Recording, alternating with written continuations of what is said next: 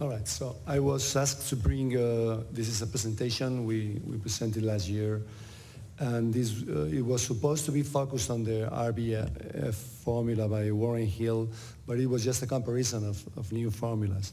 I think it's very exciting for those who have been involved in IL power calculations and biometry for many years to see the improvements that have been achieved the last 5 to 10 years with the new formulas that we are using. Not just the ones that have been cited. This year we've got 2 new ones that I think have a good future, which are the EVO and the Kane formula that are showing very good results in the first presentations. And the new devices like the iStar that we saw this morning here that are taking us to the limit of what can be measured with precision and accuracy.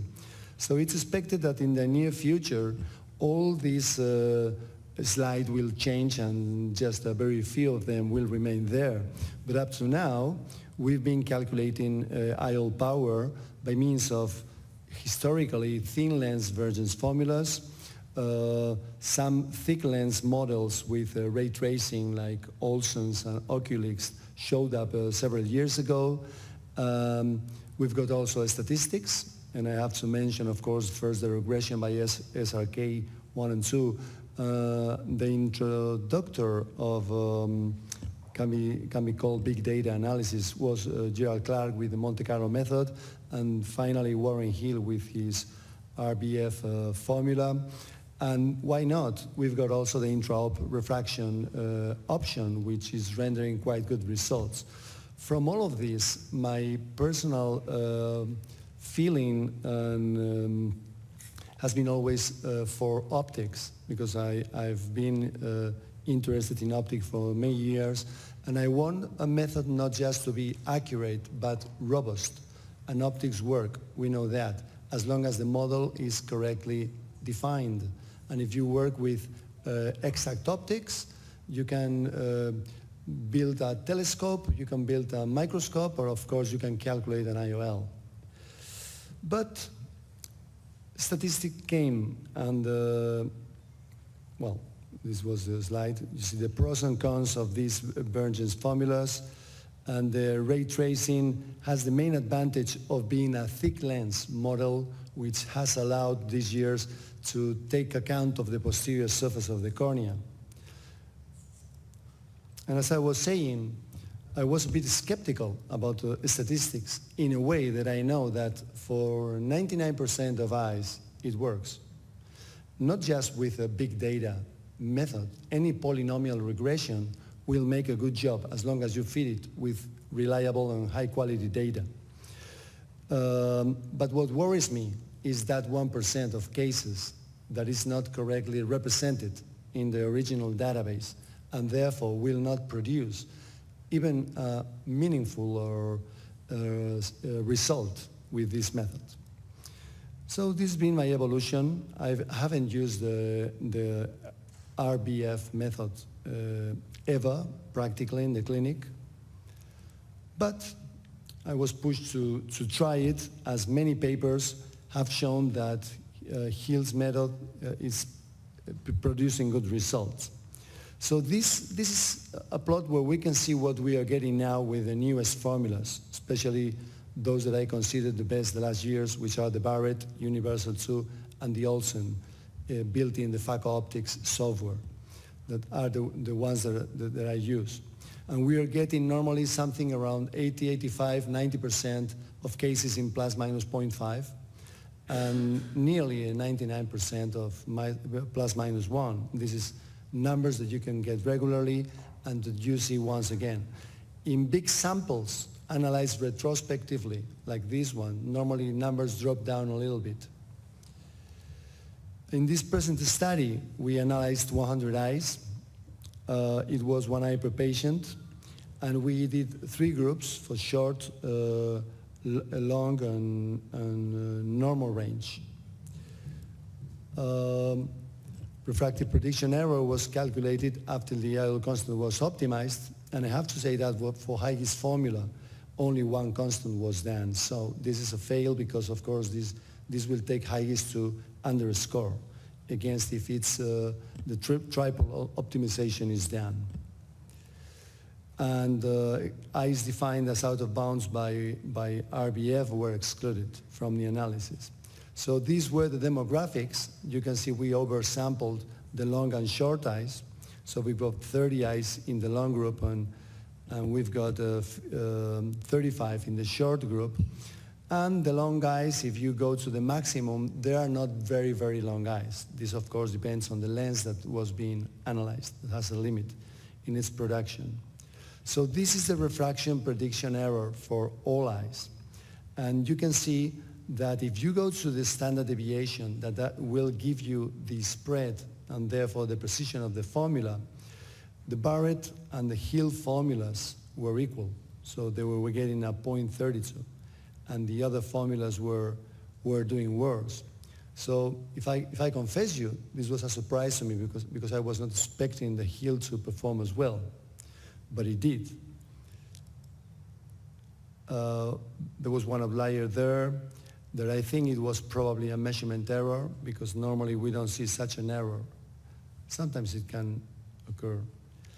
So this was the absolute refraction prediction error, and you can go, for example, as a parameter to the median absolute prediction error, and you see that here the Barrett was number one, but Hill was very close to it, just 0.19 diopters, so it's a pretty good result. This is the graphic showing the plus minus 0.5 and plus minus 1, and you can see them both, Barrett and Hill, were achieving an 87% of eyes at that range, while the other formulas were doing quite worse. So if you're thinking about premium IOLs, especially if you're thinking about multifocals, where emmetropia is a must, it's clear which is the way to go. So this is comparing to the results published, for example, by Melson's group and David Cook's group. So we can see it's quite homogeneous, and we are repeating these results once and once again. So it's been published again with by other authors. So I think it can be said it's proved. In the short eyes, you can see the predictions. You can go to the standard deviations. Here is a big surprise with the Holiday one, that for one reason or the other got a strangely good result in terms of the standard deviation of the prediction error. Here, Warren Hill's was a little better than Barrett's. And again, I tell you, this is a surprise to me, because the main fail from a theoretical point of view of Barrett's is that it doesn't take account of the lens thickness. So it's only taking account of the ACD.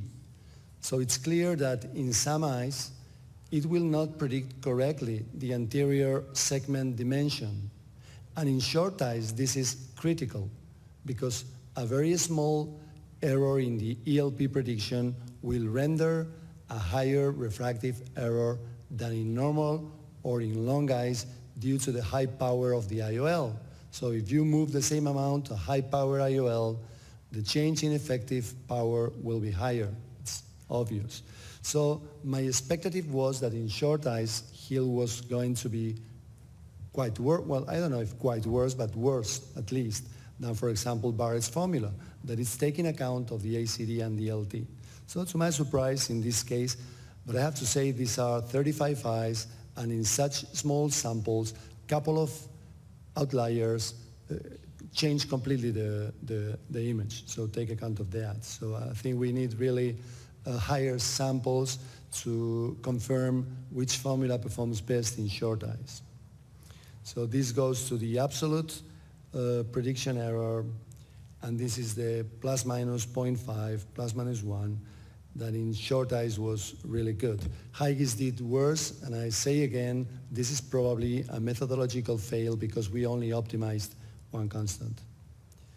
In middle eyes, here again Barrett overperformed the other, but Hill was quite close to it.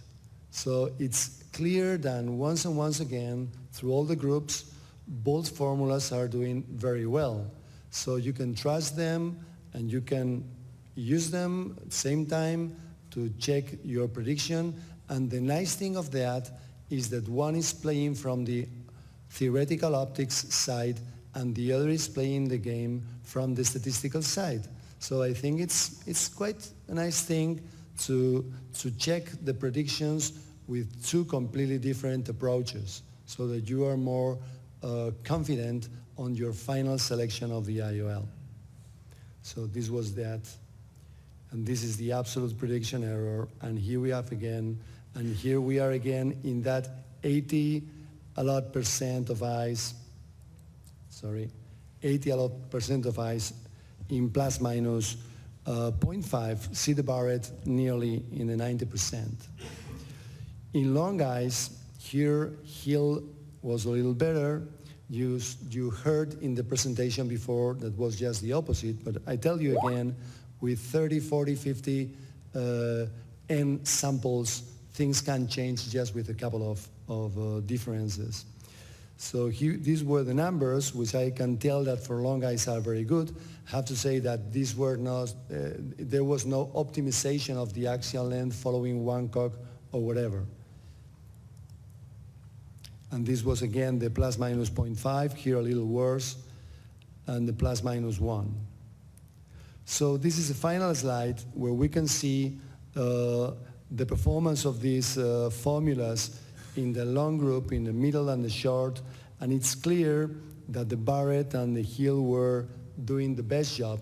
Probably Dr. Barrett's formula was doing a little better, so it's my opinion. I think it's more trustable, and the good thing of that is that there will be no surprises whenever that anterior segment is not correctly represented.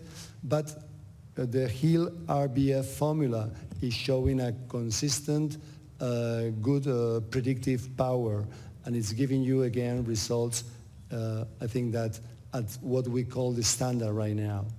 And I thank you very much for your attention.